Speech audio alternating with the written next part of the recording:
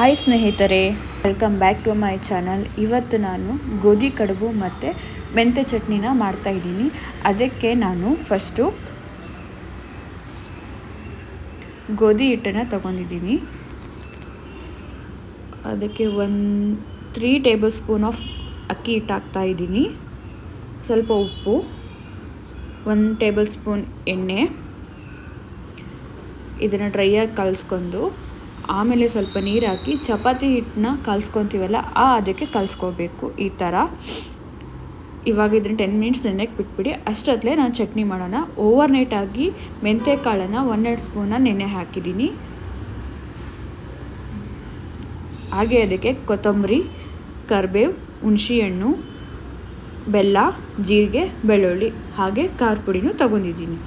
ಇವಾಗ ಜಾರ್ಗೆ ನಾನು ಮೆಂತ್ಯ ಕಾಳನ್ನು ಹಾಕ್ತಾಯಿದ್ದೀನಿ. ಹಾಗೆ ಕೊತ್ತಂಬರಿ, ಕರಿಬೇವು, ಬೆಳ್ಳುಳ್ಳಿ, ಹುಣಸೆಹಣ್ಣು, ಬೆಲ್ಲ ಹಾಗೆ ಜೀರಿಗೆನೂ ಹಾಕ್ತಾಯಿದ್ದೀನಿ. ಖಾರಕ್ಕೆ ತಕ್ಕಷ್ಟೇ ನಿಮಗೆ ಎಷ್ಟು ಖಾರ ಬೇಕೋ ಅಷ್ಟು ಖಾರ ಪುಡಿ ಹಾಕ್ಕೊಳ್ಳಿ. ಇದು ನಮ್ಮದು ತುಂಬ ಖಾರ ಇದೆ, ಸೊ ಹಂಗಾಗಿ ನಾನು ಸ್ವಲ್ಪ ಹಾಕ್ಕೊಂಡಿದ್ದೀನಿ. ಹಾಗೆ ರುಚಿಗೆ ತಕ್ಕಷ್ಟು ಉಪ್ಪು. ಇದನ್ನ ಡ್ರೈ ಆಗಿ ಮಿಕ್ಸಿ ಮಾಡ್ಕೊಂಡು ಈ ಥರ ಫಸ್ಟಿಗೆ, ಆಮೇಲೆ ನೀರು ಹಾಕಿ ಈ ಥರ ಪೇಸ್ಟ್ ಆಗುತ್ತೆ.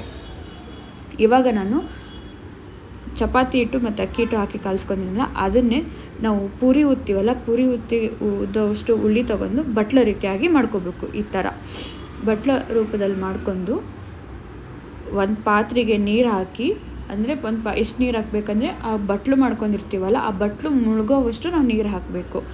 ನೀರು ಹಾಕಿ ಅದಕ್ಕೆ ಬಟ್ಲುಗಳನ್ನೆಲ್ಲ ಹಾಕಿ ಒಂದು 10 to 15 ಮಿನಿಟ್ಸ್ ಬೇಯಕ್ಕೆ ಬಿಟ್ಬಿಡಬೇಕು.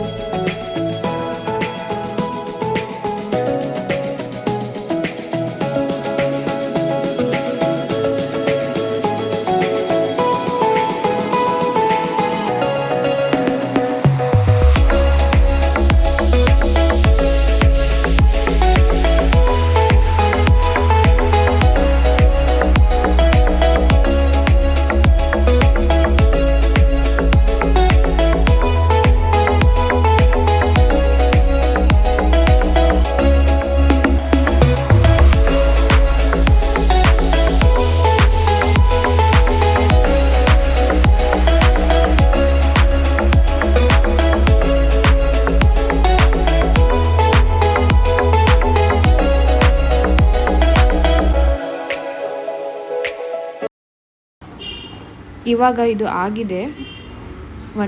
15 ಮಿನಿಟ್ಸ್ ನಾನು ಬೇಯಿಸ್ಕೊಂಡಿದ್ದೀನಿ. ನಿಮಗೆ ಗೊತ್ತಾಗುತ್ತೆ ಅದು ಬೆಂದಿದೋ ಇಲ್ಲೋ ಅಂತಂದು. ನಾನು 15 ಮಿನಿಟ್ಸ್ ಬೇಯಿಸ್ಕೊಂಡಿದ್ದೀನಿ. ಇವಾಗ ಇದು ಆಗಿದೆ. ಒಂದು ಜಾಸ್ತಿ ಸಾಲ್ಟಿಂದ ತಗೊಂಡು ಅದನ್ನು ಫುಲ್ ನೀರನ್ನ ತೆಗೆದು ಒಂದು ಪ್ಲೇಟಿಗೆ ಹಾಕ್ಕೊಳ್ಳಿ.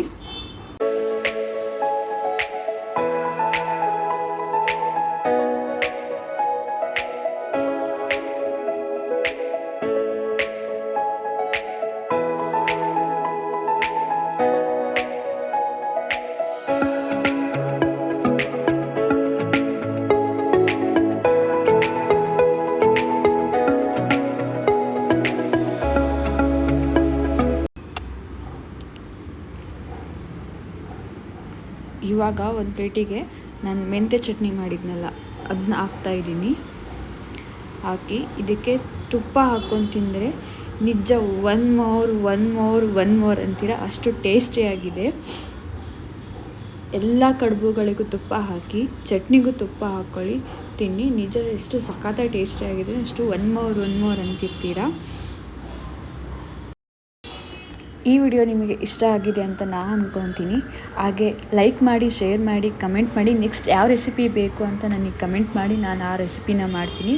ಹಾಗೆ ಸಬ್ಸ್ಕ್ರೈಬ್ ಮಾಡಿ ನನ್ನ ಚಾನಲ್ನ, ಪಕ್ಕದಲ್ಲಿ ಬೆಲ್ ಐಕಾನ್ನ ಕ್ಲಿಕ್ ಮಾಡಿ.